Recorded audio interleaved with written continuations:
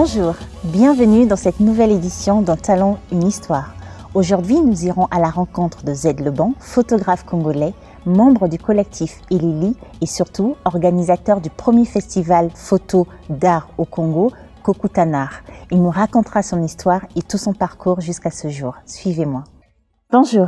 Bienvenue dans Un Talent, une histoire. Z, je suis ravie de t'accueillir aujourd'hui. Dans un premier temps, j'aimerais que tu puisses te raconter. Qui es-tu pour nos invités? Merci Vanessa pour votre invitation. Alors, je suis le bon Chansak Ziavoula à l'état civil et mon nom d'artiste c'est Z.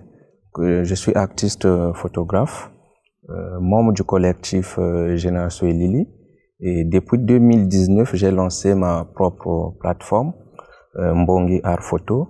Donc, je suis le directeur artistique de la plateforme et également directeur artistique du festival Kokutanar, les rencontres internationales de la photographie d'auteurs de Brazzaville.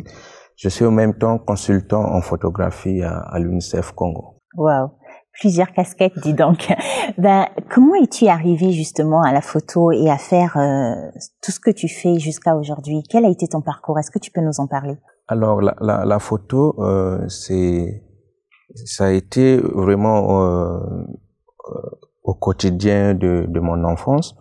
Donc, déjà, mon père biologique fut photographe dans son jeune âge.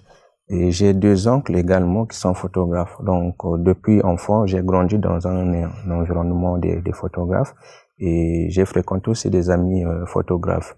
Mais après, il faut le souligner que au début, la photo ne me disait rien parce que je voyais comment mon oncle se tracassait. Il fallait aller faire des photos, il fallait courir derrière les caprices des clients. Et vous savez, jusqu'aujourd'hui, je pense que les Congolais ont la même vision que être photographe, c'est quelqu'un qui a échoué dans sa vie. Donc du coup, moi j'avais tout ce retour-là. Donc du coup, je regardais un peu la photo avec recul. Et voilà. Mais étant dans déjà la famille photographe, je commençais déjà à faire des photos avec mon oncle paternel. Il m'emmenait souvent dans les reportages. Je voyais un peu comment ça se passait.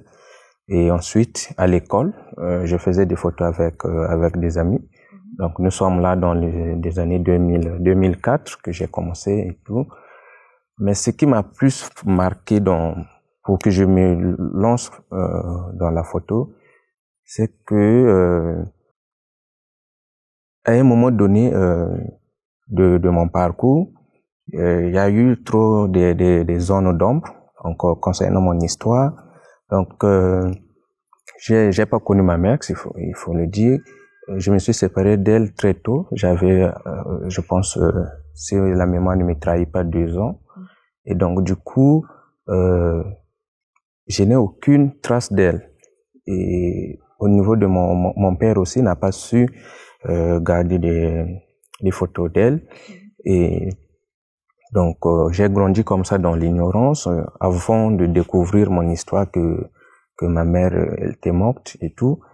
Et donc, quand je rencontre ma famille maternelle dans les années 2009, je demande au niveau de la famille. La famille aussi n'avait pas gardé des traces parce que elles étaient un peu choquées par la disparition tragique de leur fille. Donc, à un moment donné, ils avaient brûlé toutes les archives de ma mère. Donc, voilà comment je me retrouve avec aucune trace de ma mère. Je me dis, mais tiens, c'est le moment de saisir l'occasion. C'est là où je commençais à accorder de l'intérêt à la photographie. Je me suis dit, si mon père avait gardé une photo de ma mère, ou si au niveau de la famille, ils avaient gardé des photos, au moins aujourd'hui, j'allais au moins avoir une idée de ma mère. Donc aujourd'hui, c'est seul le nom de ma mère que je prononce, mais j'ai aucune image.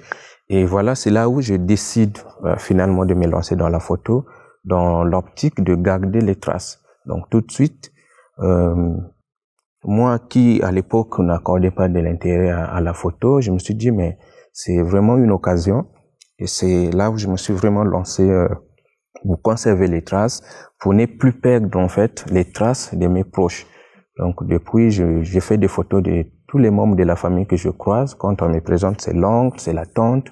Je fais des photos au risque d'oublier l'image. Voilà comment je me suis vraiment lancé. Donc, et non seulement il fallait conserver les archives, mais finalement la photo a été un canal pour moi d'expression, parce que j'étais enfant timide, enfant timide, et l'histoire de ma mère m'avait tellement choqué aussi. Et donc, du coup, je ne savais pas qui la partager. Et déjà, du coup, avec mon père, j'étais un peu réticent, je savais pas quoi dire. Et donc, du coup, à un moment donné, je me suis retrouvé seul. Voilà, je me suis retrouvé seul. Je me disais comme si le monde venait de s'arrêter tout de suite. Et donc, du coup, le seul moyen pour moi, à l'époque, et jusqu'à aujourd'hui, le seul moyen pour moi pour parler, pour raconter des histoires, c'était la photographie. Et donc, depuis, je raconte tout ce que je veux avec la photo. Et la photographie, c'est devenu une thérapie pour moi parce qu'il faut remonter. Et dans mon travail, je suis justement dans la quête même de l'image de ma mère. C'est une façon, en fait, d'immortaliser ma mère. Je sais que je ne vais pas photographier une image pour donner forme à ma mère, mais en photographiant, je pense toujours à cette femme. J'essaie toujours de penser à elle, de dialoguer avec moi, voilà. Tu viens à la photo par une histoire difficile, un déclic qui se fait par la quête justement de cette mère que tu as perdue très jeune. Comment tu t'es formé justement à devenir le photographe que tu es aujourd'hui? Quel a été le parcours que tu as vécu? Tu es passé de la photo qui est une histoire familiale par ton père et ton oncle, mais ensuite? Comme je disais tantôt, donc au moment où je fais connaissance de la photo en 2004, et je me suis lancé comme tout le monde en tant qu'amateur. J'assistais déjà mon oncle et à l'école je faisais des photos, donc je commençais déjà à côtoyer quelques amis photographes. Mais après ça n'a pas été facile parce que à l'époque, dans les années 2004, c'était un peu chaud au niveau des labos photos. Et donc, à l'époque, nous connaissons déjà les prix de développement des photos labo. Qu'est-ce qu'on faisait à l'école? On faisait la photo à 300 ou à 350 parce qu'on savait qu'avec 200 ou 300 à l'époque, on pouvait nettoyer la photo. Donc, nous, c'est juste les 150 là pour se faire un peu de sous et tout. Et donc, du coup, arrivé au labo, il y avait des gaillards, des photographes qui nous empêchaient en fait. Ah oui, toi tu es photographe, tu fais des photos à combien? Et du coup, on nous frappait, voilà. Nous avons reçu des gifles des doyens dans les labos parce que tout de suite leur marché était menacé parce que donc du coup on nous attendait. Et puis, c'était aussi l'histoire des formats. Souvent, on nous demandait des formats. Tu arrives au labo, on te pose la question, c'est quel format que tu veux? Ben, en tant qu'amateur, on ne maîtrisait pas les formats. On disait seulement la petite photo de 500. On dit, ah oui, il est amateur. Et là, on recevait des gifles. Et donc, mais au fil du temps, je le faisais, c'est juste par passion, parce que bon, je suis dans un environnement de photographes. Et c'est lorsque je découvre que moi-même, j'avais une histoire tragique, ce que je venais de vous raconter, la disparition de ma mère, je me suis dit, mais voilà l'occasion, je saisis la photo pour porter ma voix à l'humanité, s'il faut le dire. Et donc, c'est en fréquentant l'IFC. Non, avant d'arriver à l'IFC, à l'époque, j'habitais un quartier populaire Kinsundi. Donc, j'ai un grand, à l'époque, qui avait un ami photographe, et qui était déjà professionnel et tout, qui était dans la photo artistique. Donc, mon grand arrive à la maison, il me dit, bon, mais petit, moi, je vais rendre visite à un ami. Bon, comme petit et tout, je dis, ben, mon grand, je t'accompagne parce que je ne fais rien. Donc, arrivé là-bas, donc, on rencontre son ami, c'est un certain Lumière Moussala, qui réside actuellement en France. Et les deux discutaient photo. Et tout de suite, j'avais réalisé que le langage, c'était pas le même langage en fait avec mon environnement de l'époque, avec mon oncle ou les amis que je fréquentais à l'époque. J'ai dit, mais tiens, mais c'est quelle photographie dont vous parlez? Et Lumière va me dire, non, mais il s'agit de la photo artistique. Voilà, tu peux raconter des histoires avec la photo. Voilà, et commencer à me donner un peu des notions basiques. Et ce qui m'avait intéressé à l'époque, c'est que, je pense, nous sommes là en 2006, si la mémoire ne me trahit pas, et il était sélectionné au Jeu de la francophonie à Beyrouth. Donc, il me parle de son voyage. Non, la semaine prochaine, je vais voyager, donc tu prends mes contacts, au retour, on va travailler. Je dis quoi? On peut voyager avec la photo. Je dis oui, je viens d'être sélectionné à la francophonie, donc je vais représenter le Congo à Beyrouth. Et tout de suite, je dis bon, voilà, c'est le métier que je vais faire. Je dis, est-ce qu'il y a une école ici où on forme des photographes? Je dis non, à Brazza, il n'y a pas d'école, mais tiens-toi tranquille, nous allons travailler. Je sens déjà de la volonté et tout. Et donc, tout de suite, je l'explique aussi un peu mon histoire. Non, là, déjà, 2006, je n'étais même pas informé de, mais j'étais poussé par cette passion de faire des choses, en fait, de me lancer dans la photo. Et là, je venais de rencontrer quelqu'un qui était dans une autre dimension de la photo. Je me dis, ah, donc, je peux faire carrière. Donc, voilà, il voyage, il rentre, et je commençais à le fréquenter, on commençait à travailler. Je pense que nous avons juste travaillé une année. Et il avait bénéficié d'une bourse pour une résidence en France. Et voilà comment je me sépare avec mon grand. Et on commençait à s'écrire et tout. Et en 2007, j'ai fréquenté l'IFC. Un jour, je tombe sur une affiche. Il y avait une restitution d'un photographe qui avait bénéficié d'une bourse. Et il était en résidence à Paris. Et il avait suivi l'élection présidentielle qui avait opposé Sarkozy et Ségolène Royal, je pense. Et donc, il venait à l'Institut français pour faire la restitution. Donc, le photographe, c'est Baudouin Mwanda. Et donc, j'ai dit, mais tiens, il y a des activités comme ça aussi qui se passent à Brazzaville. Et voilà, le jour de la restitution, j'étais dans la salle. Et donc, Baudouin a présenté son travail, comment il a travaillé et tout. Tout de suite, je me suis dit, bon, on peut faire quelque chose avec la photo. Quelqu'un va en France, il revient, il vient présenter son travail. Donc, à la fin de la présentation de son travail, nous nous sommes vus dans le hall de l'Institut français. On a échangé. J'ai dit, mais moi, je vais me lancer vraiment dans la photo et tout. J'avais un grand, je travaille avec lui, mais sauf qu'il est maintenant en France. Quand je lui donne le nom, je dis, Lumière Moussala, mais c'est mon élève, en fait. Donc, Lumière Moussala a fait école aux côtés de Baudouin Mwanda. Donc, voilà comment je me retrouve en face de Baudouin. Il me dit, bon, mais si tu veux travailler, arrive à la maison. Après, c'est la patience et tout. Donc, je partais chez lui. Et une fois quand j'arrive, je me rends compte que son père m'a enseigné. Son père m'a enseigné en 3e. Il nous faisait physique-chimie. Donc voilà comment je me suis lancé. En 2007, j'ai commencé à travailler avec Baudouin jusqu'en 2010. Dès qu'il avait vu que j'avais maintenant un niveau un peu avancé et tout, il me dit, bah, écoute, nous avons un collectif. Et à l'époque, il était directeur artistique du collectif Génération Lili.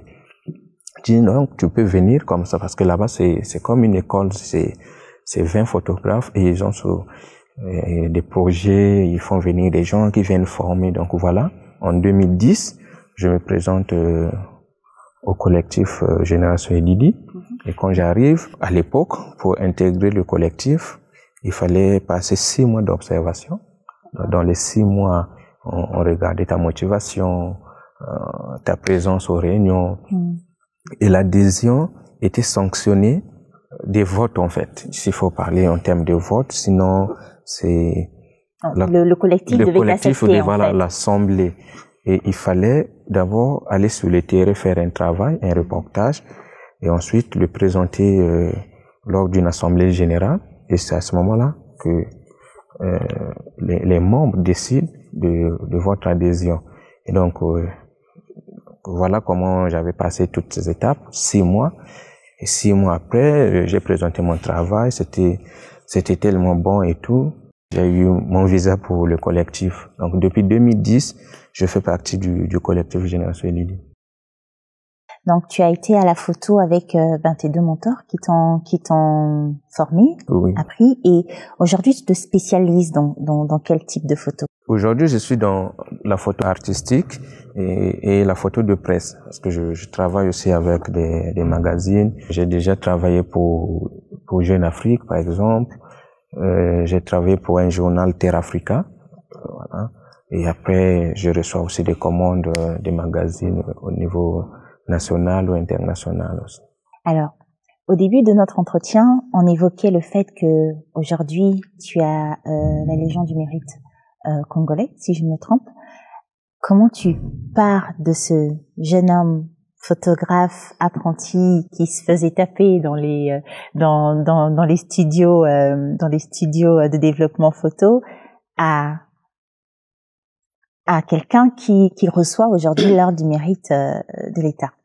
En 2010, lorsque j'arrive au niveau du collectif, là il fallait relever le défi parce que là-bas il fallait travailler. C'était pas pour croiser les bras et tout. Il fallait travailler. Donc en 2010, je commençais à participer à pas mal à des ateliers organisés par le collectif ici à l'Institut français ou au siège du collectif. Et je commençais donc à participer aussi à des expos. Et ce qui a fait de moi ce que je suis devenu aujourd'hui un photographe attitré, c'est en 2017. Voilà, je participe aux Jeux de la francophonie en 2017. D'abord en 2017 en fait, je participe aux Jeux de la francophonie. Donc il y avait une compétition au niveau national. Donc il y avait des photographes ici au niveau national. Il y avait un jury international qui était présent à Brazzaville pour sélectionner les photographes. Donc j'avais présenté un travail que j'avais intitulé Présence-absence. Dans ce travail, je parle de ma mère en fait. Donc je parle de cette femme qui est morte, mais qui est incarnée dans chaque membre de la famille. Certes, elle est partie, elle n'est plus là, elle est morte, mais elle vit en moi. Et si elle est morte, ça veut dire qu'il y a une partie de moi qui est partie avec elle. Et moi, si je suis en vie, j'ai une partie d'elle. Donc, je voulais un peu montrer à quel point cette femme qui est morte, mais elle est incarnée en moi et en chaque membre de la famille. Donc, j'ai fait un travail de superposition où j'ai fait des portraits de quelques membres de la famille. Donc, mes sœurs, les petites, mes tantes, s'il faut le dire. Et puis j'ai fait une superposition. Donc l'idée c'est aussi de comparer un peu les visages en fait, parce que issus d'une même famille, aujourd'hui, ici Vanessa, on regarde, on va dire ah oui, tu as des traits de ton père ou de ta maman et tout. Donc l'idée c'était aussi de voir en faisant la superposition de chaque image des proches de ma mère, donc mes sœurs, mes tantes. Qu'est-ce que ça va me donner en fait? L'image finale que ta mère aurait pu avoir en fait. Et tout. Et donc du coup, je me suis lancé dans ce travail et c'est ce travail que j'avais présenté au Jeu de la francophonie. Donc au niveau national, j'étais sélectionné et ensuite il fallait représenter le Congo au 8e Jeu de la francophonie justement en 2017 en Côte d'Ivoire. Donc c'est ce travail en fait qui m'a mis devant la scène. Et en Côte d'Ivoire, il fallait compétir avec d'autres photographes aussi parce que c'est l'espace francophone dans tous les pays francophones présents au Jeu de la francophonie. Et je pense en catégorie photographie, nous étions 30. Voilà. Et donc sur les 30, donc nous avons présenté un travail qui était exposé le site des Jeux de la francophonie. L'exposition avait eu lieu, je pense, c'est la Bibliothèque nationale, oui, la Bibliothèque nationale de la Côte d'Ivoire. Il y avait un jury, il fallait en 5 minutes présenter son travail, comme les autres aussi. Donc nous avons présenté nos travaux devant un jury composé de 5 membres, et tous issus du milieu professionnel de la photographie. Et donc à la fin, il fallait faire aussi un travail sur place en Côte d'Ivoire. Et donc, à la fin, la cérémonie de remise du prix, donc je faisais partie des les 5 lauréats. Et du coup, j'étais le seul Africain parce que les restes, c'était des Européens et tout. Et donc, ça avait fait tellement du bruit en Côte d'Ivoire, voir un Africain arriver à ce niveau, un événement international, un grand rendez-vous de la culture, et un Africain se retrouve aussi parmi les lauréats. Et en Côte d'Ivoire, ça avait fait du bruit, les médias couraient derrière moi et tout. Donc les nouvelles arrivent aussi au pays, parce qu'à l'époque, il y avait aussi un journaliste de Télé Congo, donc ça passait en boucle aussi sur Télé Congo. Donc voilà comment ça a bouleversé un peu le monde, le pays aussi, parce que c'était une fierté nationale, parce que là-bas, on parlait pas en termes de Lebon, c'était le pays. Donc voir que le pays, voir les couleurs de notre pays être hissées plus haut. Et quand je rentre au pays, je pense un mois ou 2 mois après, c'est la fête de la République, donc en novembre. J'étais en plein tournage avec des amis, je reçois un appel. Je dis, ok, c'est monsieur Lebon. Je dis, oui. Ah, voilà, nous vous appelons de la part de la présidence, demain vous serez décoré. Tout de suite, j'étais là avec des amis. Je t'ai dit, c'est une blague, c'est pas possible. Comment moi, devant le président de la République, c'était vraiment une surprise pour moi. Je suis resté comme ça avec les amis. J'étais tellement émotionné, en fait, je n'arrivais même plus à travailler. Les amis sont venus, mais qu'est-ce qui se passe? Ah, mais voilà ce qui se passe. On vient de m'appeler, demain je serai décoré. Bon, le président qu'on voit à la télé et tout. Demain je serai en face de lui. Mais je te le cache pas, la nuit, je n'avais pas dormi. Hein. Je n'avais même pas dormi. Arrivé à la maison, je dis, tiens, moi. Donc, en fait, je voyais comment ça va se passer. En fait, un simple citoyen, s'il faut le dire. Je sors comme ça, j'étais là, en train de me battre dans mon coin. Et aujourd'hui, c'est la reconnaissance de la nation. C'était en même temps une fierté. Donc, quand j'arrive à la maison, je dis, OK, là, les choses commencent à être sérieuses. Je suis resté toute la journée, toute la nuit. Je n'avais pas dormi parce que j'étais en train d'imaginer, en fait. Comment donc, ça je serai là. Ça, c'est le président. Moi, je suis là. Ça, les membres du gouvernement. Tout. Donc, le matin, le soir, on m'appelle encore parce qu'on m'avait d'abord appelé autour de 12h, 11h ou 12h. Comme ça, j'ai eu une bonne mémoire. Et à 16h, on m'appelle pour me reconfirmer, en fait, parce qu'avant, il y avait un programme, il fallait confirmer ce programme. Donc, on me rappelle pour me dire, OK, demain, donc, il faut être là, il faut être en veste, cravate, parce que le président... Donc, voilà, j'arrive, ça s'est passé à la place de la République. Et à l'époque, j'étais aussi le plus jeune. Wow. Oui, nous étions 8 et j'étais aussi le plus jeune. Et donc, j'avais eu l'occasion de discuter avec le président comme ça. On a parlé, le président m'avait félicité et voilà. C'est excellent. En écoutant son histoire, je me rends compte qu'au Congo, il est possible de vivre de la photo. De traverser justement sa condition de vie, d'aller au-delà de ses frontières et surtout de présenter son œuvre à d'autres pays, à d'autres régions. Est-ce que tu conseillerais aux jeunes aujourd'hui qui sont passionnés de photos de pouvoir se lancer? Tout à fait. Vous savez, aujourd'hui, on doit sortir un peu du confort qu'on a mis dans nos têtes à l'école pour dire que ouais, Vanessa, tu as suivi tel parcours, tu dois te retrouver dans un bureau, cravate, veste et tout. Et aujourd'hui, les jeunes ont tendance d'aller vers ce qu'ils pensent être des métiers nobles. Mais moi, je dirais aujourd'hui, la photographie, c'est un métier noble aussi. C'est un métier noble, donc il faut maintenant savoir ce que l'on veut en fait. Et moi, je suis parti, s'il faut dire, de la rue, mais aujourd'hui, je me retrouve là où je suis. C'est parce que je me suis mis au travail. Donc, ce que les jeunes devaient se mettre dans la tête, c'est qu'il n'y a pas de son métier. C'est à vous d'orienter ce que vous voulez faire. Si c'est la photo, allez-y jusqu'au bout. Donc, peu importe ce que l'on fait, il faut mettre la passion avant tout. Et après, il faut se former. Moi, aujourd'hui, je n'arrête pas de me former. Là, il y a 2 jours, je sors d'une formation. Donc, il faut se former et puis il faut reconnaître aussi ce que les anciens ont fait. Vous savez, demandez aux jeunes photographes aujourd'hui, vous demandez aux photographes, est-ce qu'ils maîtrisent l'histoire de la photographie au Congo? Comment ça a commencé? Est-ce qu'ils savent, parmi les pionniers de la photographie, il y a un qui est encore en vie? Le monsieur, il est à Maccabius, Victor Maccabius. Miakaba, en fait, son nom de famille, mais son nom de scène, c'est Maccabius. Il a fait des photos à Marien Ngouabi. Le président Marien Ngouabi venait se faire photographier à son studio. Et jusqu'aujourd'hui, il est dans la photo. Il a pratiquement 46 ans dans le métier. Il a fait Yaoundé 72. Il est là. Donc aujourd'hui, c'est lorsqu'on se lance aussi dans un domaine, il faut voir qu'est-ce qui a été déjà fait dans ce que je veux faire et pourquoi je le fais en fait.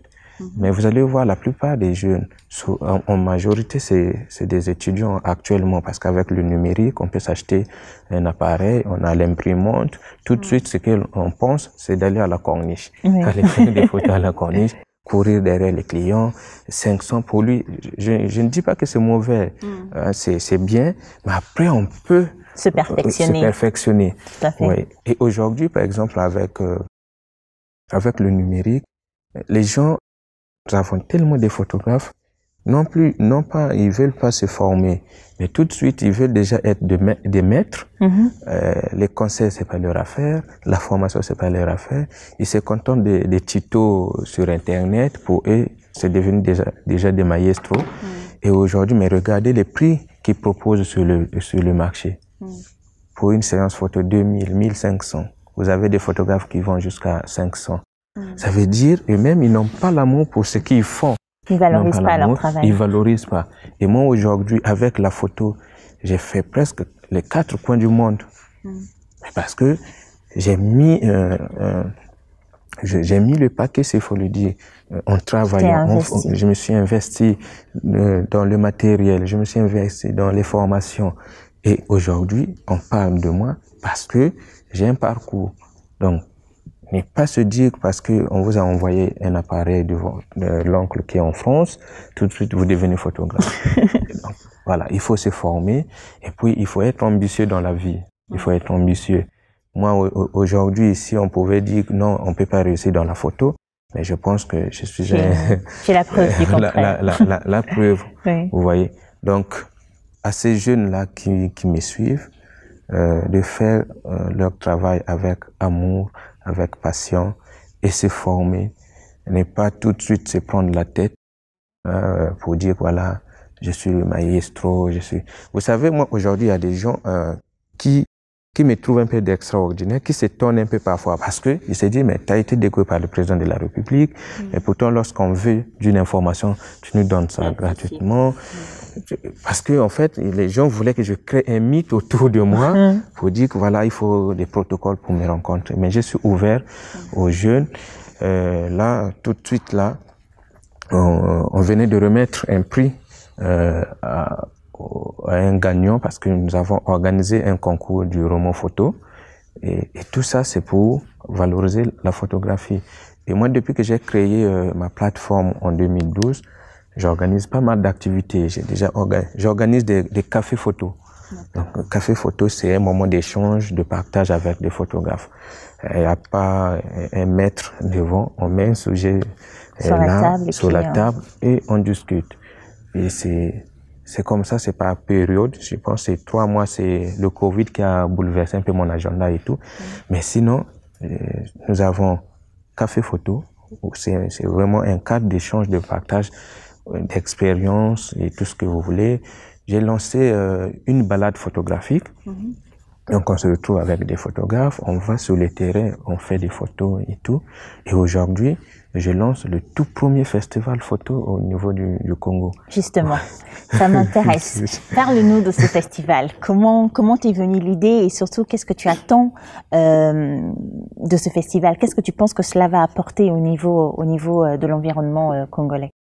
En fait, l'idée du festival est partie d'un constat. Vous voyez, déjà, dans notre pays, lorsqu'on parle de la culture, on voit la musique. Oui. C'est la musique. Et du coup, on oublie d'autres secteurs artistiques dans notre pays. Et pire encore, la photo. Quand tu vas parler de la photo, on va dire quoi? C'est un art aussi. Et voilà. Donc, Du coup, je me suis dit non, il faut donner à la photo son art de cadre, un cadre d'expression dans notre pays. Parce que ailleurs, la photo, vous avez le plus grand, parmi les plus grands festivals de la photographie, les rencontres de Bamako. Mais lorsque vous arrivez, j'ai fait ce festival, lorsque vous arrivez, vous voyez comment les gens valorisent l'art photographique. Et à Bamako, ils ont même une maison de la photographie. Et dans d'autres pays, donc là où on valorise le métier. Donc l'idée, c'est de montrer aux gens que, ok, il y a la photographie traditionnelle qui est là. Vous pouvez courir derrière les mariages, les photos à la corniche, mais il y a tout un métier, c'est tout un métier la photographie. Et donc du coup, comme ce que je disais, il fallait poser un cadre d'expression pour permettre à ces jeunes-là de mettre devant la scène tout ce qu'ils ont comme projet et tout. Donc du coup, déjà, dans d'autres pays, j'ai fait pas mal de festivals, mais ça me touchait toujours. Mais comment dans mon propre pays, il n'y a rien? Donc, tu arrives à l'international où tu as des prix, mais chez toi-même, il n'y a rien. Et après, dans les causeries aussi avec les amis, on te demande, bon, chez toi, qu'est-ce qui se passe chez toi? Donc, du coup, moi, j'ai profité de ce vide-là. Du coup, je me suis dit, mais pourquoi ne pas mettre en place un festival? Et d'où l'idée de Kokutanar. Donc, Kokutanar qui en Lingala s'est rencontré. Donc, c'est les rencontres internationales de la photographie d'auteur de Brazzaville. Et non seulement au niveau du Congo, il y a un vide en ce qui concerne les festivals photo, mais même au niveau de l'Afrique centrale. Au niveau de l'Afrique centrale, nous avons juste quelques pays, peut-être 2 pays de l'Afrique centrale qui ont un festival photo. Sinon, un festival qui englobe tous les secteurs en fait, où vous trouvez la peinture, la photo, la vidéo et tout. Donc je me suis dit, voilà, c'est l'occasion de mettre aussi en place un réseau des photographes au niveau de l'Afrique centrale, mais en partant du festival. Donc le but de festival, c'est de faire découvrir des talents, c'est de montrer ce qui se fait au niveau de l'Afrique centrale en particulier, et pourquoi pas l'emmener encore plus loin, inviter d'autres photographes à venir. Tout à fait. En fait, l'idée est partie juste parce que on va pas se fermer qu'à l'Afrique centrale. Parce que déjà pour cette première édition, nous avons 8 pays. Il y a la France, le Togo, le Gabon, le Mali. Vous voyez là, on sort de l'Afrique centrale. Donc le festival n'est pas fermé. Ça se passe quand ce festival? C'est du 20 au 24 avril. Où ça? Ici à l'Institut français. Mais prélude à ce festival, nous avons déjà initié pas mal d'activités, notamment le concours du roman photo qui vient de se passer. Et là, on a lancé l'appel à candidature pour un atelier photo, 100% femmes. Wow. 100% parce que les femmes aussi, dans ce secteur, les femmes sont timides. On n'a pas assez de femmes. Elles sont pas représentées. Voilà, elles sont sous-représentées. Tout à fait. Donc du coup, il fallait aussi les mettre devant la scène. Initier aussi les femmes dans la photo artistique. Quand vous arrivez dans d'autres pays, je prends l'exemple du Mali, vous avez une association qui regroupe que des femmes photographes.